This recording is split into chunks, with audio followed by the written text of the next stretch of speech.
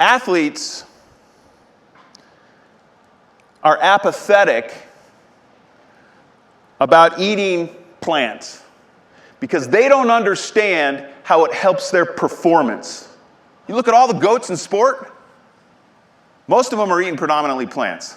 This is the pioneering frontier of sports nutrition right now. The International Olympic Committee asked some of the doctors and the athletes on the Game Changers movie and some of the exercise scientists to produce a manual for the International Olympic Committee to send out to all the elite national Olympic committees around the world, because their athletes were coming to the administrators and say, tell me more about eating plants.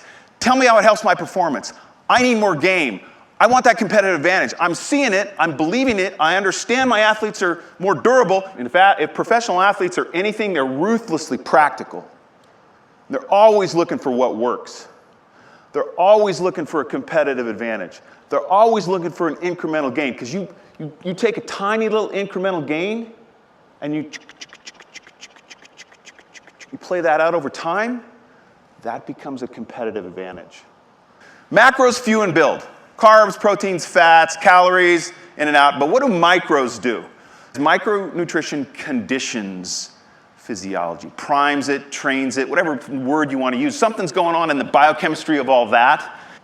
If you go inside nutrient-dense foods, deep under the hood, deep inside you, it's way beyond macros. In the 20th century, we understood it as vitamins and minerals. There's no calories in micronutrition. Doesn't mean it's not important. This is the greatest biotechnology plant available to you. This is nature's AI. And AI is adaptive intelligence. You put this biochemistry in you, and the body understands how to synthesize it and deal with it and orchestrate it into something that produces an effect in you. And in the 20th century, we understood it as vitamins and minerals. And that's like black and white TV, right? But now, 20 years on, 30 years on, we've been talking about phytonutrients and phytochemicals for 25 years as a company. And 25 years ago, like, what's that? Now the world's kind of caught up. It's cool. Like, we need to get more of this matter that matters in the human condition. That's our game, right? Talk about it. Where's vitamin C in that picture? It exists in the symphony of all the other stuff it's surrounded by. And that's the difference between an isolated, fragmented, compartmentalized conversation or holistic, networked plant food conversation. And when it comes to first principles, fruits and vegetables, nutrient-dense foods, produce, fruits and vegetables, that's like the nutritional equivalent of gravity. And nutrition is only as good as your execution. Every day, over time, period. Everything else is cocktail talk. These are the recommended minimum servings a day of the most nutrient-dense foods on the planet, fruits and vegetables and berries. 5 is the recommended minimum for homeostasis, the prevention of disease.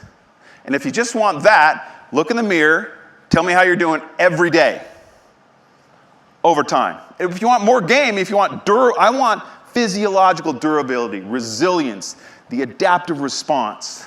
For athletes, this can mean greater recovery. For you, it's restoration, rejuvenation, reclamation of all of this matter, right? 7 servings a day, 9 servings a day. If you're a hardcore athlete training hard, if you're going pro, it's double digit. The inconvenient truth in our culture is 90% fail to get 5. And for the sports dietitian to help their athletes finish strong every day, it is an elite athlete exodus away from traditional supplements like the multivitamin and adapting into using daily functional food such as plant powders. And there is one functional food company that stands above all others. One of the premier functional food companies in the world, if not the GOAT. Their franchise, plant powders, fruit and vegetable powders, plant powder shakes is a new breakfast. Who knew you could get omegas 3, 5, 6, 7, and 9 out of plants? Are you kidding me? This is a food-first approach. Talk about a kind of a paradigm shift versus a not food-based approach. And the not food-based approach is, the poster child is the multivitamin, and it's the nutritional equivalent of the minimum wage. I think you want more game than that. So what our company has innovated, and the lane that they have stayed in for 30 years, is daily plant food support. Is that a vitamin pill? No, it's plant matter. It's matter that matters. They've been pioneer, an innovator, a leader, best in class across fruit powders, vegetable powders, berry powders, more recently plant omegas. And the invitation is for you to adapt. This train's left the station. The invitation is for you to catch up. What part of this don't you get? The fruit and vegetable part, the plant powder part, where people get wrapped around the axle is the encapsulation part. Here's the competitive advantage of encapsulation. 3 things degrade food: time, heat, oxygen. This gives it an oxygen barrier. Do you want that? Yes, because oxygen degrades food. You cut a banana, starts to oxidize and turn brown. Protection of those vital nutrients. But the other thing, the probably most powerful thing, the reason is because it's easy to do every day.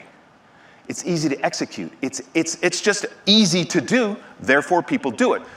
Physicians, David Phillips, call that compliance. Here's the science: compliance.